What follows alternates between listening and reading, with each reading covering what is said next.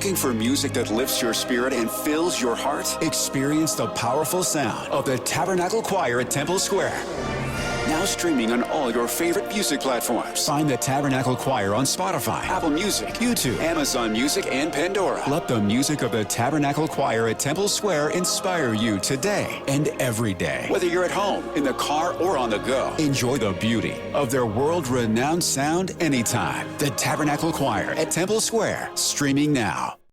It's time for the Larry H. Miller Utah Summer Games at Southern Utah University in Cedar City. Register today to participate in the 40th anniversary season of a Utah sports tradition at utahsummergames.org. Participate in over 50 sports around the state. Then plan to join the opening ceremonies Friday, June 5th, presented by State Bank of Southern Utah.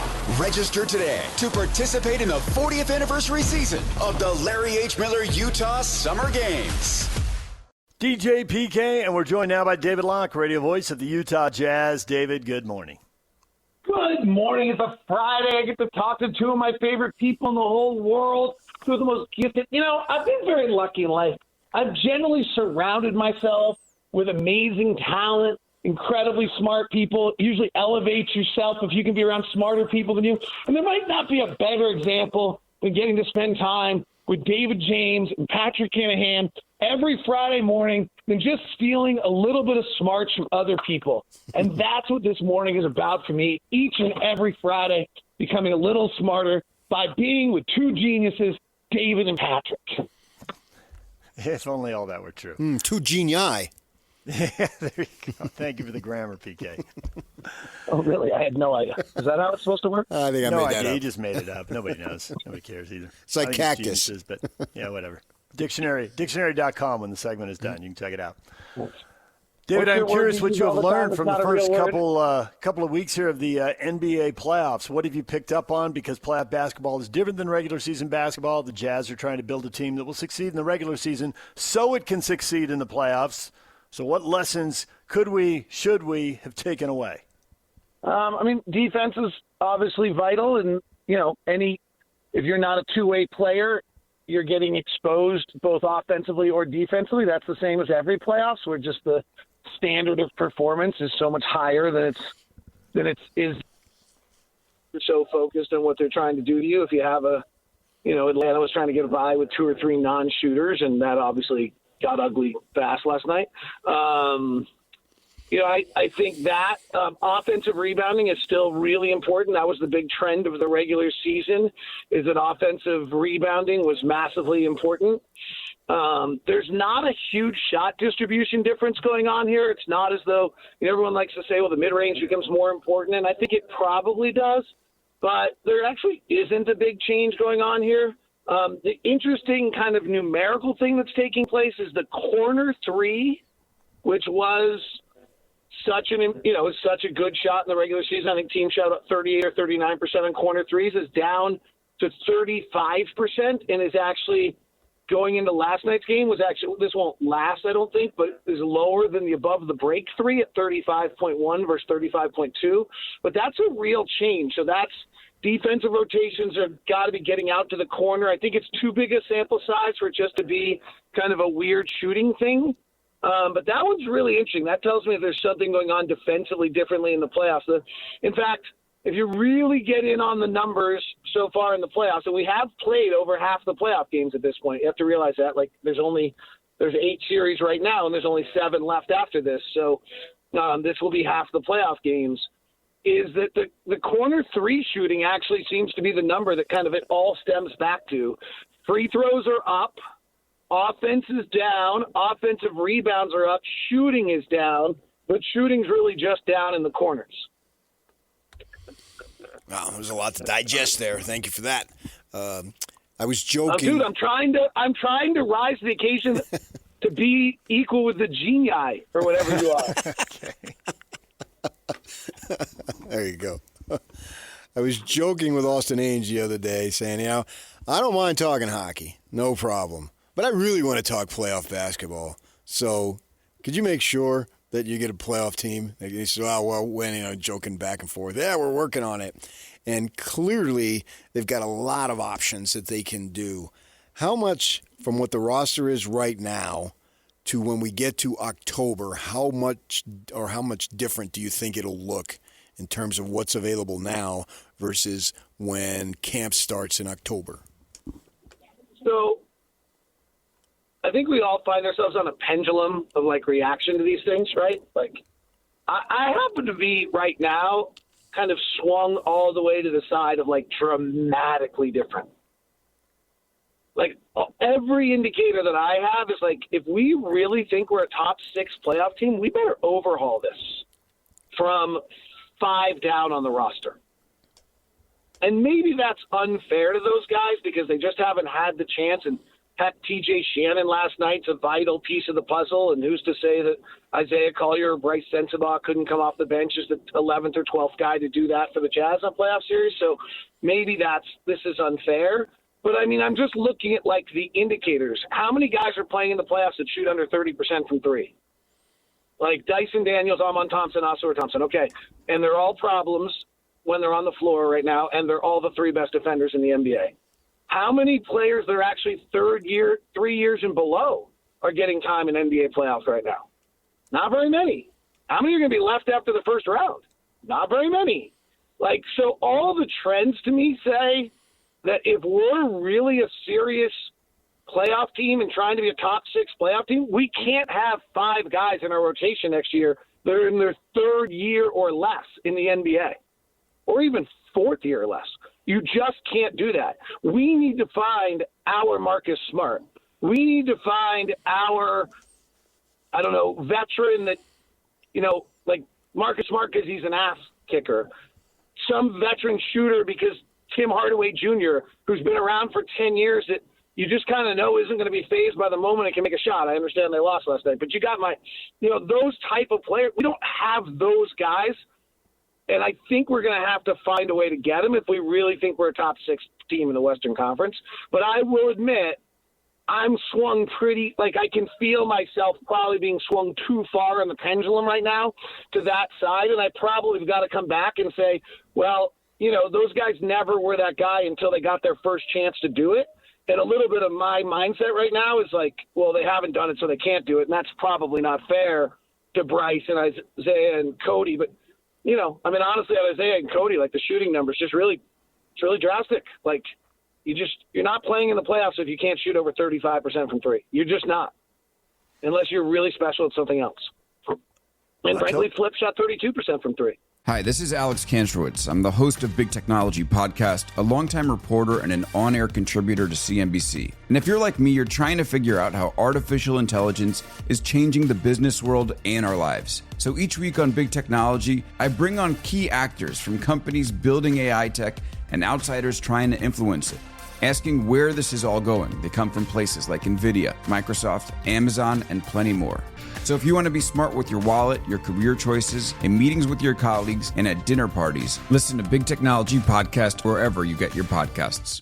I'm totally with you on bringing in veterans. I've said veteran ball handling guard, veteran shooter. I'm not giving up on the young guys. Now I realize there's some salary considerations. You may have to give up somebody to get somebody, much as they did with Jaren Jackson Jr. You just have to give up on some of your young guys. But I think they have to go in with the idea of building a 10, 11, or 12-player rotation and people have a chance to be competent. Because if there's a takeaway in this, David, it's the injuries. And I don't know what it is, but the best theory I can buy into so far is the one you said, is the guys are running and cutting more. And just the number of injuries. All-stars missing the games, and now players who aren't quite all-stars, but they're top 50 or 60 players. They're very good. The household names. I mean, we're about 10 deep now. We might even be a dozen deep in guys missing games. I don't think that the Jazz should assume that they're going to have their best roster available in the playoffs because basically nobody in the West does. Everybody's lost somebody for at least one game. Right. And I think there's a chance – I don't know if the math actually works at Techless, but I do think there's a real chance that these guys that we saw develop this year and make great strides could be 11, 12, 13, and 14 on the roster next year.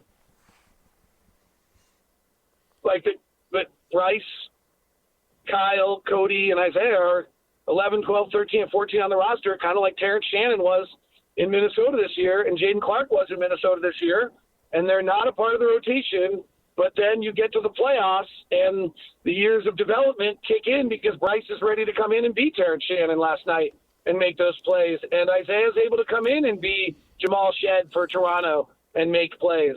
Jamal Shed had to start with him quickly out, and I think is going to turn out to be too much.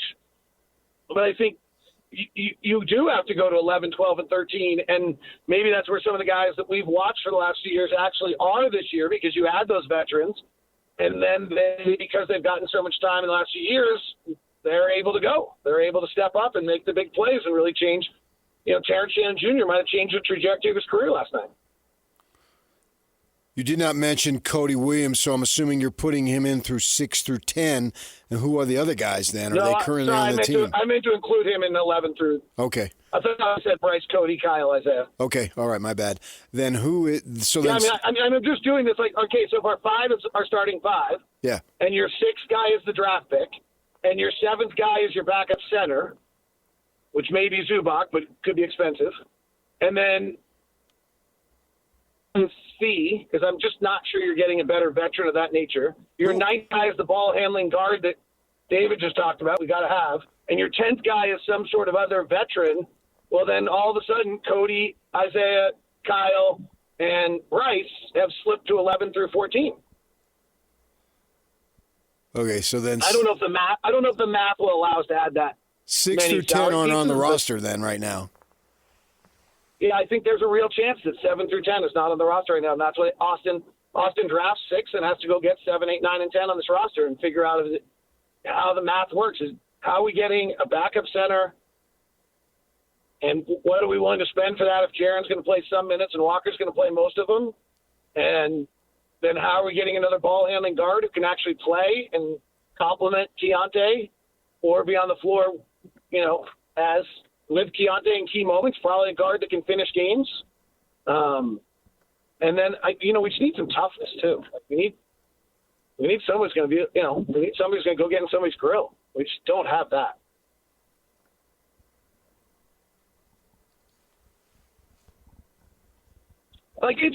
You realize that, when we're talking about being 6th, we have to be better than Golden State, LA, Portland, Phoenix, and then one other team. Yeah. It's really hard.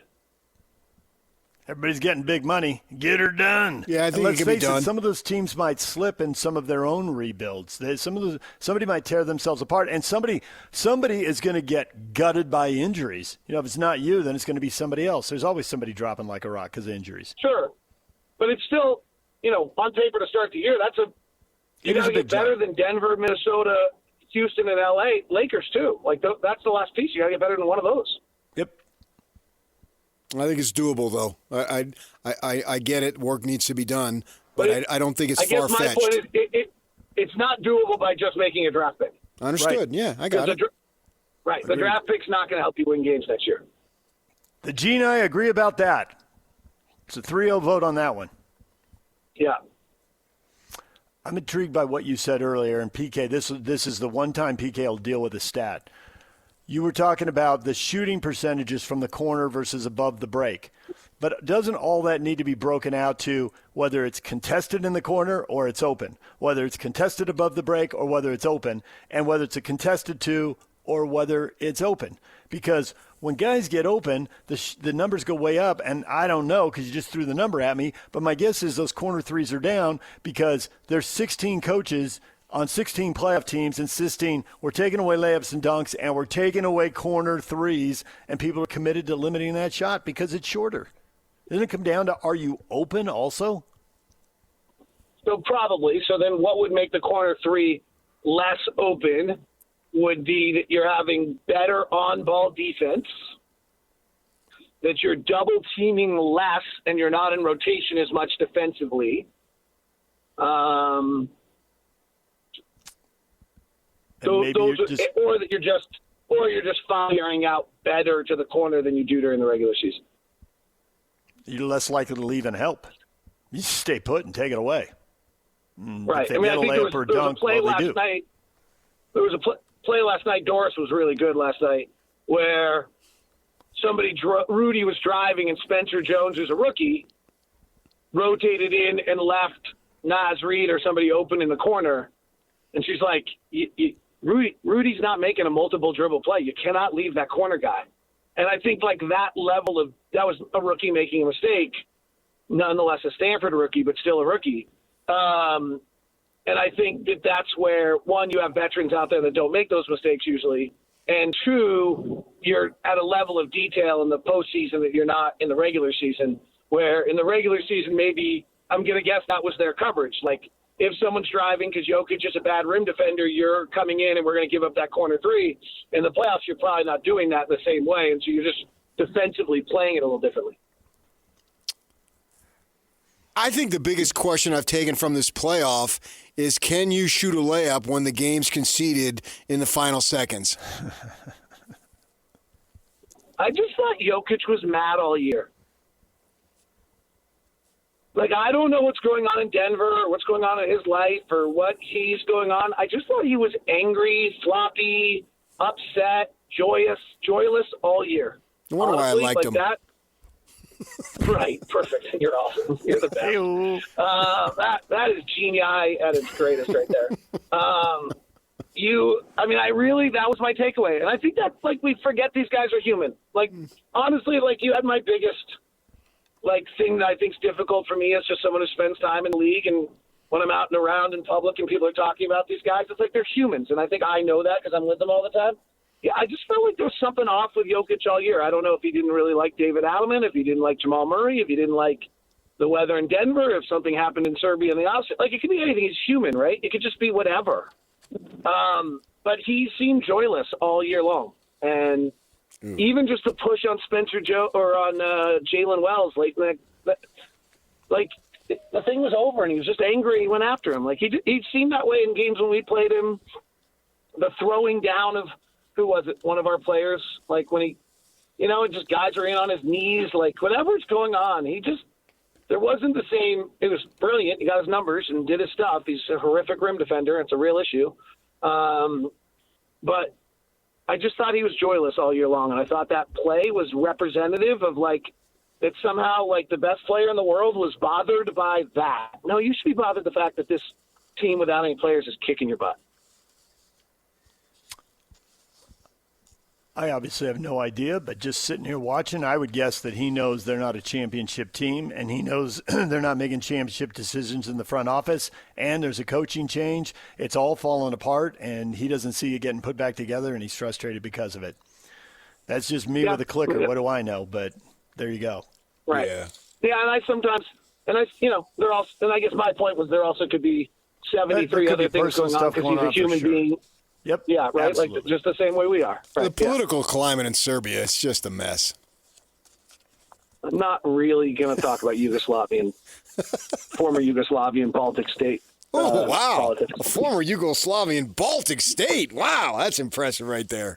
That's I'll genius. leave you this. Genius or genii, both are acceptable. The plural, genii, is more formal, an attendant spirit of a person or place. Ooh, we're getting deep now. So there's some good reading for you, There's David. There's no question that PK is usually the most formal of all of us. Right. Thank you, David. We'll talk to you again next week. Enjoy the games. You guys are an inspiration to all. David Locke, radio voice of the Utah Jazz. Pablo Mastroeni, RSL head coach, trying to avoid a 3-game losing streak. He joins us at the top of the hour. I'll bet he'll say he's not even thinking about the streak, but we'll find out. We'll talk to him then. DJ and PK, stay with us. Hi, this is Alex Kantrowitz. I'm the host of Big Technology Podcast, a longtime reporter and an on-air contributor to CNBC. And if you're like me, you're trying to figure out how artificial intelligence is changing the business world and our lives. So each week on Big Technology, I bring on key actors from companies building AI tech and outsiders trying to influence it, asking where this is all going. They come from places like NVIDIA, Microsoft, Amazon, and plenty more. So if you want to be smart with your wallet, your career choices, in meetings with your colleagues, and at dinner parties, listen to Big Technology Podcast wherever you get your podcasts.